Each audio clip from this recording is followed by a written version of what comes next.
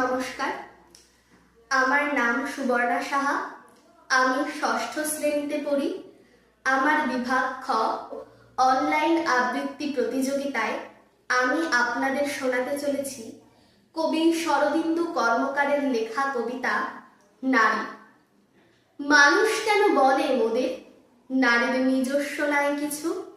আমি তো দেখি জগৎ চলে নারীর পিছু পিছু। বাপের ঘরে লক্ষ্মী আমি, স্বামীর ঘরে অন্নপূর্ণা, ছেলের ঘরে জননী আমি, আমি ছাড়া সংসার অসম্পূর্ণা। আমার থেকে আপন করতে আর কি কেউ পারে? বাপের ঘরকে ছেড়ে এসেও পরকে বাঁধি ঘরে।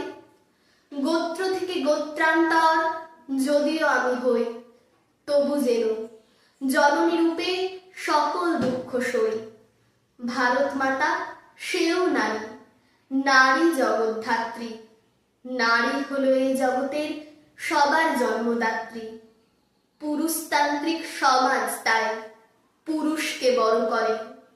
জেনে রেখো সেই পুরুষকেই নারী গর্ভে ধারণ করে। মহাকাল আমার পদতলে শায়িত চিরকাল। আমি ছাড়াই জগৎ সংসার সবই হবে অচল। নমস্কার।